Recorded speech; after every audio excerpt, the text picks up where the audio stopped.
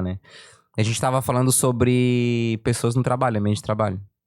Ele me falou uma coisa que não saiu mais da minha cabeça, que foi o seguinte: quando tu vai trabalhar, a gente não se depara que a gente tá indo trabalhar e que no nosso percurso e também no ambiente de trabalho tem pessoas sociopatas e psicopatas, né? E isso, cara, depois daquele dia que ele me falou isso, eu comecei a pensar, cara, tô aqui no meu ambiente de trabalho, tem uma pessoa que tem uma conduta um pouco estranha ali, eu falo, talvez tenha traço disso ou daquilo, né? Então, depois daquele dia eu sempre comecei a pensar, né? Principalmente no ambiente de trabalho, assim, que é onde eu passo o maior tempo, né? Então, infelizmente, a gente acaba tendo uma prevalência mais favorável desse tipo de profissional com traços antissociais do que seria na média da população.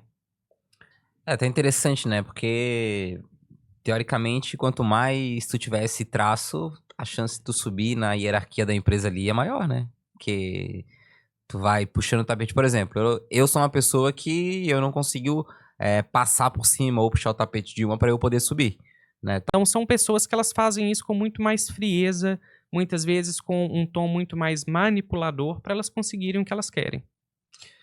E tipo assim, eles têm muito maestria no que fazem, né? Porque eu imagino que o psicopata, ele é uma pessoa que planeja bastante, observa bastante e, principalmente o que tu falou, manipula bastante. Então, imagina que tu tá no ambiente de trabalho assim, cara, a dificuldade pra te poder desgarrar de uma pessoa que tá num cargo de liderança assim é muito difícil, né? Ou tu tem que sair da empresa, ou sei lá. Ou tem que ser esse ambiente predatório que é cada um por si e eu vou ali prejudicar o outro para eu alcançar o que eu preciso. Então a gente tem que mudar também esse tipo de mentalidade. E são normas que estão surgindo, é isso? Porque assim, como é que. Por exemplo, né? Uma pessoa, sei lá, da empresa foi afastado por burnout, né? E vai aparecer algum órgão e falar assim, ó, pessoal, vamos fazer uma análise aqui de como é que tá funcionando a empresa, isso aqui não tá legal, isso aqui não tá legal, ou não? Ou são recomendações, ou não acontece nada. É, é, Teoricamente, o ambiente de trabalho ele tem que ser sim inspecionado pelas autoridades competentes. E isso passaria inicialmente pelo próprio RH da empresa, ou seja, no mundo perfeito, o funcionário comunicaria ao RH da empresa às do vezes desconforto. o próprio RH já. E é aí que é o problema que eu queria trazer. Infelizmente, muitas vezes o RH ele tá lá pela empresa e não pelo Exato. funcionário. Não, na verdade, 100% das vezes, né? Exatamente. E aí o que que acontece? Eu deixo de levar porque eu tenho medo de retaliação. Mas isso não é só sobre burnout, não. Isso é sobre sofrimento mental como um todo.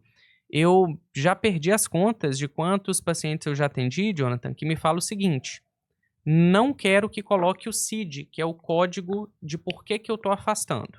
E de fato, o CID não é obrigatório por lei. Mas eles já falam o seguinte: se o meu chefe, o meu supervisor, vê que eu estou afastando porque eu estou com um sofrimento mental, ele vai querer me demitir depois que eu voltar. Ou eu vou sofrer algum tipo ali de represália. Ou seja, eles têm muito medo de um ambiente que pode ser tóxico para eles. A empresa tem medo disso? Não, o funcionário. Ou funcionário? O funcionário tem Ah, medo da empresa saber o porquê que ele afastou. porque pode ser que tenha punições depois.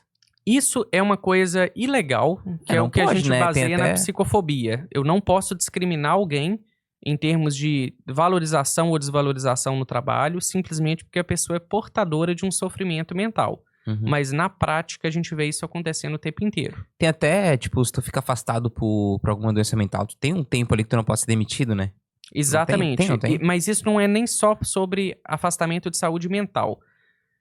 Algumas condições, como própria questão de gravidez, licença maternidade ou necessidades ali de afastamento de saúde, você não pode, teoricamente, simplesmente falar com aquele indivíduo assim: a partir de amanhã é rua.